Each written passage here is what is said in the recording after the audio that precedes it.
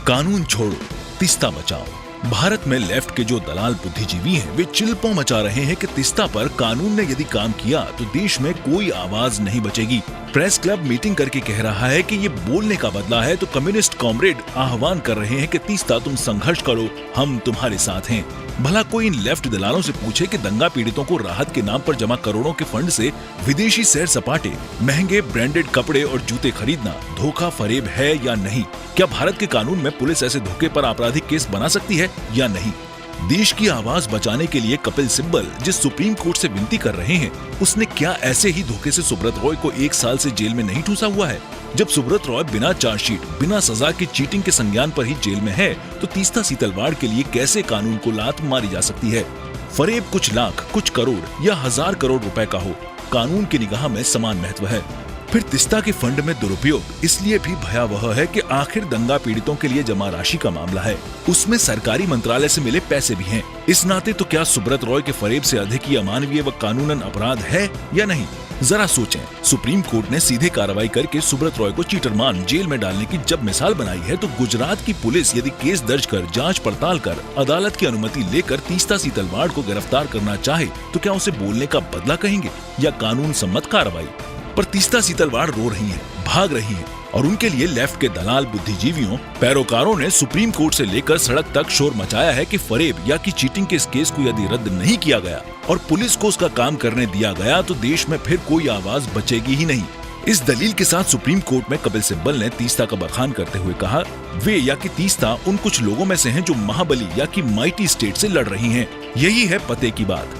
तीस्ता सीतलवाड़ का मतलब नरेंद्र मोदी, अमित शाह से लड़ने की उनकी शूरवीरता है। तीस्ता और उनके पति जावेद आनंद ने 2002 के बाद नरेंद्र मोदी और अमित शाह को सूली पर लटकवाने के लिए ऐसा सच्चा झूठा हल्ला बोल अभियान चलाया, जिससे वे कथित सांप्रदायिकता विरोधी राजनीति की आवाज बनी। उन्होंने केंद्र की मनमोहन सरकार की माइटी स्टेट से तब हर तरह की मदद लेकर उसके बूते कानून और मीडिया के सहारे वे तमाम पैंतरे चले, तमाम साजिशें रची, जिससे नरेंद्र मोदी, अमित शाह और भाजपा संघ परिवार के चेहरों पर कालिख पुते, उन्हें मौत का सौदागर करार दिया जाए। सचमुच 10 साल तीस्ता सीतलवाड़ ने नगाड़ा बजाया। तब उनके लिए सीबीआई नाम का तोता काम कर रहा था। मीडिया उनके झूठे सच्चे किस्सों को मिर्च मसाले के साथ पेश कर रहा था। उनके सबरंग ट्रस्ट व citizen for justice and peace नाम के एनजीओ में पैसा उफना पड़ा था। सन 2002 में ये ट्रस्ट खाली थे। 1 साल में इनमें 7 करोड़ रुपए आ गए। इन्हीं ट्रस्टों के रिकॉर्ड पर पुलिस ने फरेब और धोखे का मामला बनाया है। सो मोदी विरोधियों और खासकर सेक्युलर लेफ्ट लॉबी की सोच है कि पुलिस की ऐसी हिम्मत कैसे हुई जो तीस्ता से हिसाब पूछा जा रहा है, और यदि कोई गड़बड़ हुई है तो उन्हें गिरफ्तार करने की क्या जरूरत है? गुजरात पुलिस ऐसा कर रही है तो ये उसके सरकार के कठपुतली होने का प्रमाण है। मतलब तीस्ता सीतलवाड़ जवाबदेही, पुलिस व कानूनी प्रक्रिया से ऊपर हैं। उनके खिलाफ कार्रवाई हो रही है तो ये बोलने का बदला है। इसलिए तीस्ता तुम संघर्ष करो, हम कानून को लात लगवा कर सुप्रीम कोर्ट से राहत दिलवा देंगे। मीडिया और प्रगतिशील तबका आगे उन्हें संघर्ष की महानायिका करार देगा।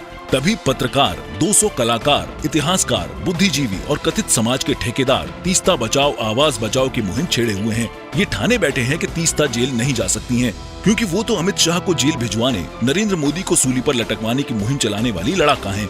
उन्होंने दुनिया में गुजरात को नरसंहार का प्रदेश करार दिया, हिंदू और हिंदूवादी चेहरों को बदनाम किया। वे फांसीवादी ताकतों के खिलाफ आवाज हैं, इसलिए उन पर देश का कानून लागू नहीं होता। वे 100 झूठ बोलें, वे धोखा करें, गबन करें, तब भी वे कानून से ऊपर हैं। हाँ, रिकॉर्ड बताता है कि तीस्ता झूठ की आवाज भी हैं। उन्होंने 10 वर्षों में कितनी तरह के झूठ बोले, इसके प्रमाण में उनके साथी रहे रईस खान का अकेला शपथनामा ही बहुत है। जितनी तरह के झूठे बयान, गवाहियां तीस्ता ने दिलवाई हैं, उसको यदि रईस खान व सुप्रीम कोर्ट की बनवाई एसआईटी की रिपोर्ट के आईने में देखें तो समझ ही नहीं आएगा कि इतनी झूठी आवाज के लिए ऐसी चिल्पों क्यों। हिसाब से झूठी आवाज पर एक जांच दल या आयोग बनवा कर जंचवाना चाहिए कि 10 साल झूठ की खेती हुई तो कैसे।